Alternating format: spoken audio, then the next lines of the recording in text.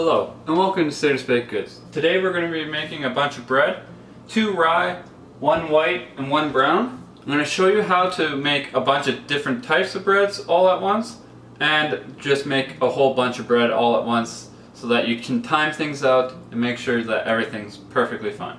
So, let's get into it. First things first, you're going to want to get everything set up. I have my sugar water, salt water, salt water for each one. We're going to start with the rye because we're making 2 of them in the machine, and the machine will work a lot better than doing it by hand. But while that's going, we're going to do the white bread by hand. When this rye is done in the machine, I'll put the brown bread in and continue kneading the white bread. So by the time the rye bread is done kneading with the machine and the brown bread is done kneading with the machine, I should be done kneading the white bread by hand. So let's just put our sugar water with our rye. Start the rye on low. Once it gets semi-mixed, you can add in your salt water. While that's going, we'll get started on our white bread.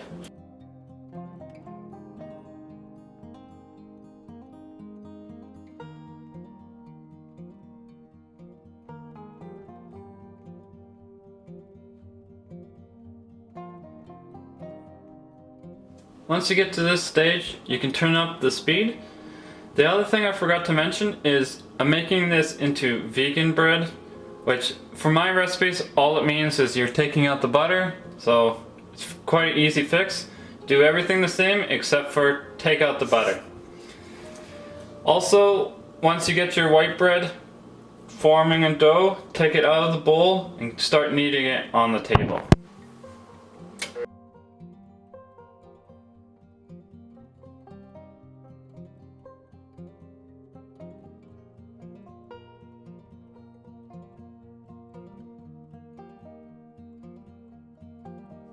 Now when your rye is done, scrape it out.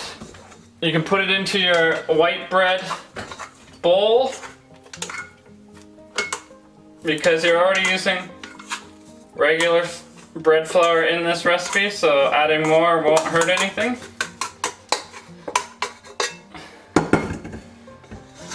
If you can't scrape it all out, you're gonna have to wash it, but if you can scrape most of this out,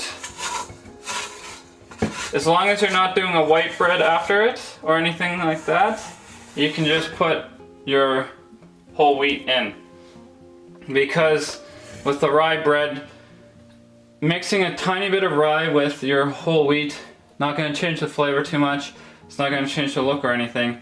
And as long as you're doing this right away, like I'm not letting this dirty bowl sit for a day or two, there's no bacteria or anything that's going to cause any problems, and it's not going to change the flavor or the looks. However, if I did this with the white bread, it would change the color because this is a darker color, and it could change the flavor because white is a lot more mellow flavored than a whole wheat.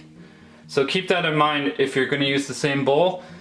If you want to just be safe and wash it, perfectly fine, but it's a lot quicker, a lot easier to just do this.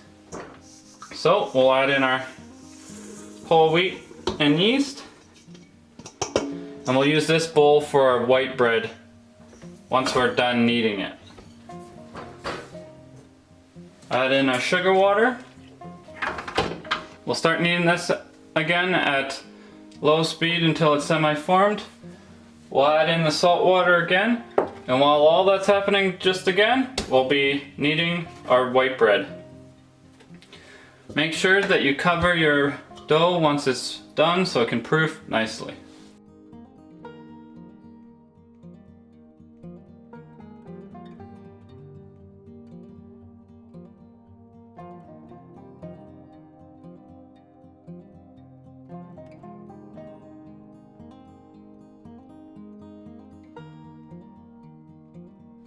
Once this gets semi-mixed again, you can turn up the speed. Also, for any of these doughs, if you're going to do it by hand, make sure you're using as little flour as possible on your table. The more flour you put into this, the denser it's going to get and the less fluffy it's going to be. So let's turn this up and keep kneading.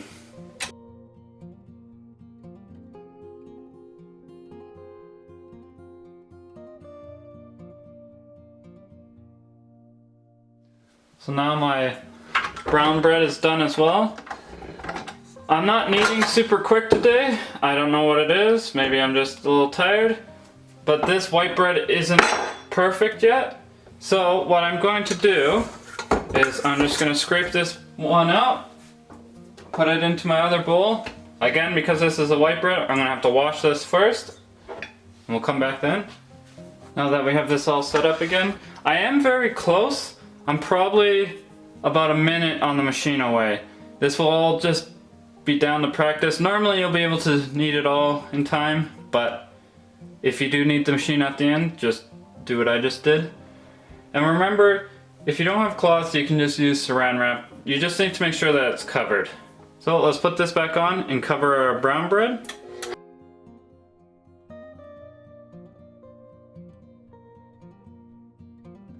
With all of them done now, we're just gonna wait till they proof, double in size.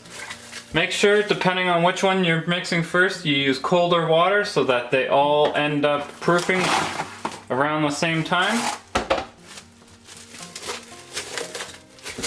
So I use slightly colder, warm, and then hot water so that this one finished first, second, third, and they should all be about half an hour to 40-ish minutes to be fully proofed. So we'll just come back then. The bread's doubled in size now. I've been having a bit of trouble with getting them out, so I'm going to put a little bit of parchment. I believe it's because of my non-stick getting a bit scratched, but we'll have to just deal with it. So now that's doubled in size, just punch it down, scrape it out. We're gonna obviously be putting our white and brown bread into our loaf pans. So once you have it punched down and out, you can use this to scrape it off the bottom. Use a bit of flour to knead it back into your shape that you want, your nice loaf shape. So once you have it back into your nice loaf shape, you can just lift it, put it in your pan,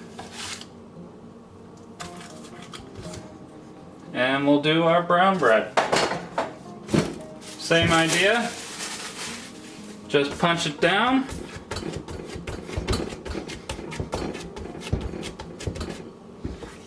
Scrape it out. Knead it back into shape.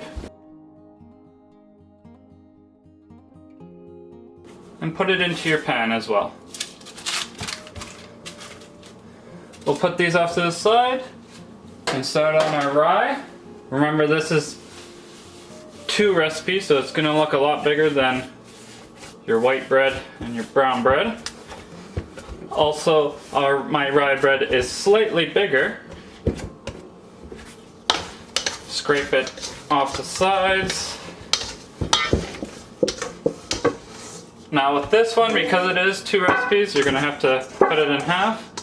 If you're not confident with your cutting skills or making sure that you get it in half, you can weigh it out, but it's very simple when you only have 2 recipes. You make it into a rectangle as best as possible, cut down the middle, and that will be within 50 grams of each other unless you really messed up. So these will be perfectly fine. So just like before with the other 2, get it nice and floury, form it into your shape that you want. I just roll it into a loaf shape as well, but I don't put it into my loaf pans. I like to have it free-formed.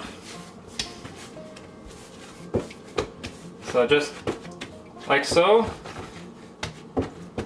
One done. We're just putting it on our pan like this.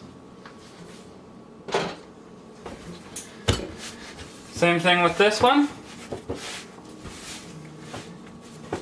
Make sure you get it so it doesn't stick. Just keep working.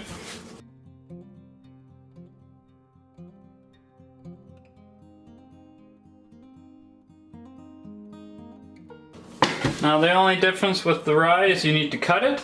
So grab your knife, do whatever design you like. I just like to do the 3.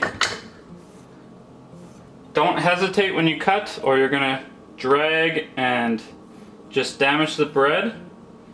And don't be afraid to go deep into your loaf. So that's perfect. Let's just cover up it with our damp towel, and our white and brown we will also cover up with the damp towel, and then once they've doubled in size we'll throw them in the oven. Now that everything's proofed, we can throw these in the oven. There is a slight difference between the 2 breads.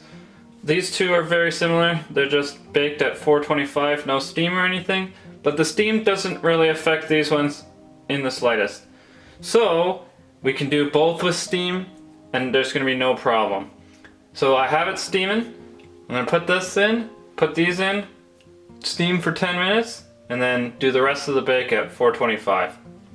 Just like as if you're making the rye. So if you want to look at the temperature that I'm doing today, just look at the rye recipe. However, if you're making the white by itself or the brown by itself, use what it says on the recipe. So let's put these in. Here's the loaves of bread. This loaf got stuck together, but that's not a big deal. Just cut them off from each other.